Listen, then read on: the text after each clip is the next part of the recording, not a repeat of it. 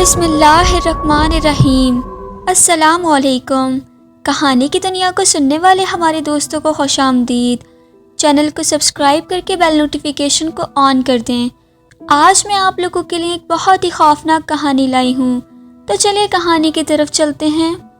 اس نے ایسے واقعات صرف فلموں میں ہی دیکھے تھے، کسی چیز کا غائب ہو جانا، پھر کوئی چیز اچانک سے سامنے آ کے گرنا، کوئی انجان یا جانی پہچانی سی آواز آنا اور بہت کچھ۔ ایسا نہیں تھا کہ اسے ان سب باتوں پہ یقین نہیں تھا، مگر اس نے کبھی ان سب باتوں کو سنجیدگی سے لیا ہی نہیں تھا۔ وہ شروع سے ہی ان سب چیزوں میں بڑی دلچسپی رکھتی تھی۔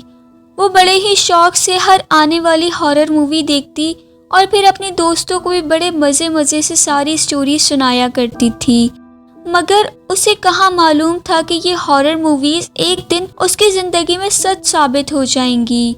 اور ہاں، اب ایسا ہی ہو رہا تھا۔ ہر نیا دن اس کے لیے کوئی نہ کوئی پریشانی لے کر آتا، مگر اسے بھی تو بچپن سے ہی ان سب چیزوں کا بڑا تجسس رہا تھا۔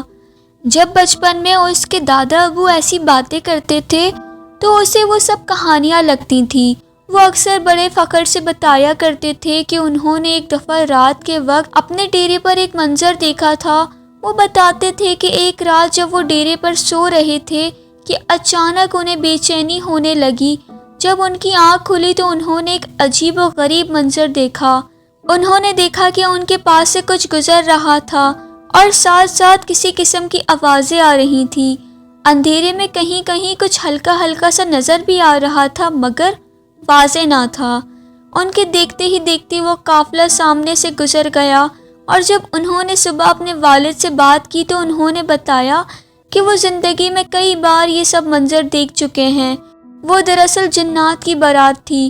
اسے دیکھ کر گھبرانا نہیں ہے، بلکہ دیکھ کر بھی نظر انداز کر دینا۔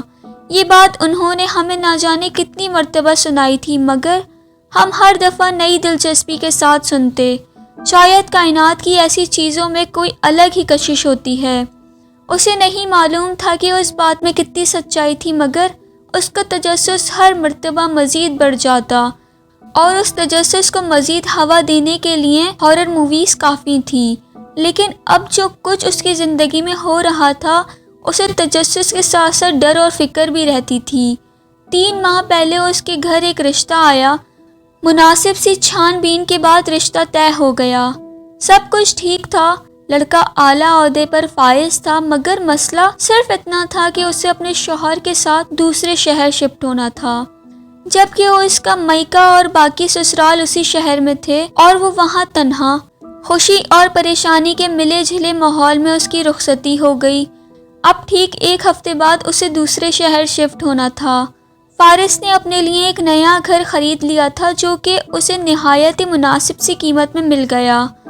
وہ اس بات پر کافی خوش بھی تھا اور حیران بھی، مگر اس نے اسے آنے والی کی خوشبختی سمجھا۔ آج ان کی شفٹنگ تھی۔ وہ اپنے نئے گھر آ کر بہت خوش تھی۔ اس نے جلدی ہی اسے اپنے مطابق سیٹ کر لیا۔ اگلے دن جب وہ اٹھی تو اس کے اٹھنے سے پہلے ہی فارس اس کے لیے ناشتہ بنا کر لے آیا تھا۔ ناشتہ کر کے فارس آفس جانے لگا، اور اس نے ہدایت کر کے کہا کہ دروازہ بند کر لو اور نہایت احتیاط کرنا، کسی انجان کو گھر میں داخل مت ہونے دینا، اور اتنی جلدی آس پڑوس سے دوستیاں مت کرنا۔ فارس نے جاتے ہوئے ہدایت کی۔ فارس کو بھیجنے کے بعد وہ اپنا کام ختم کرنے کے لیے تیار ہو گئی۔ اس نے فارس سے کسی کام والی کو رکھنے سے منع کیا تھا، آخر کو گھر میں کام ہی کتنے ہوتے تھے۔ جب وہ کچن میں آئی تو وہاں سب کچھ صاف پڑا تھا۔ اس نے سمجھا کہ فارس نے کر دیا ہوگا۔ اس نے ان سب چیزوں کو نظر انداز کر کے باقی کام ختم کیے۔ شام کو جب فارس گھر آیا تو اسے اس بارے میں پوچھنے کا یاد ہی نہیں رہا۔ پھر گھر کے سب کام روٹین سے ہونے لگے، مگر کبھی کبھی کچھ ایسا ہو جاتا جسے کچھ غلط ہونے کا کھٹکا لگا رہتا، مگر حالات اس کی سمجھ سے باہر تھے۔ وہ بار بار ان سب چیزوں کو ذہن سے نکالتی، مگر آج وہ جب کچن میں کام کر رہی تھی تو اچانک سے اسے اپنے پچھلی شیلف سے کپ گرنے کی آواز آئی۔ تو اچانک آواز سے ماحول کا سناٹا بہت بری طرح سے ٹوٹا، اور اس اچانک کپ گرنے سے وہ ڈر گئی اور ڈر کے مارے کچن سے باہر بھاگ گئی۔ رات جب اس نے فارس سے اس بات کا ذکر کیا تو اس نے بات مذاق میں اڑا دی، مگر اندر سے وہ بھی خود پریشان ہو گیا تھا۔ اگلے دن جب وہ آفس چلا گیا تو وہ سارا دن گھر میں ڈری ڈری سی رہی۔ اب کچن میں آوازیں آنا روز کا معمول بن گیا تھا۔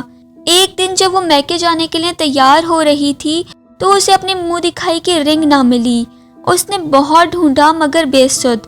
راستے میں اس نے اس بات کا ذکر فارس سے کیا تو اس نے یہ کہہ کے نظر انداز کر دیا کہ وہ تم کہیں رکھ کر بھول گئی ہوگی، اور ساتھ ہی ساتھ اس سب باتوں کا گھر والوں سے ذکر کرنے کو بھی منع کر دیا۔ 2 دن بعد وہ واپس لوٹ آئے۔ چند روز ہی گزرے تھے کہ اچانک ہی جھاڑو لگاتے ہوئے وہ رنگ اس کے سامنے آ کر گر گئی۔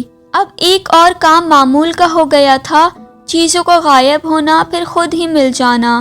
اسے اکثر ہی گھر میں کسی نہ کسی جگہ پر کچھ پیسے پڑے ہوئے ملتے۔ اب وہ تمام واقعات جو فلموں میں دیکھا کرتی تھی وہ سب اس کے ساتھ حقیقتی زندگی میں پیش آ رہے تھے۔ مگر ایک بات واضح تھی، وہ جو کوئی بھی مخلوق تھی اس نے کبھی نقصان نہیں پہنچایا تھا، البتہ وہ اپنی موجودگی کا احساس دلاتے رہتے تھے۔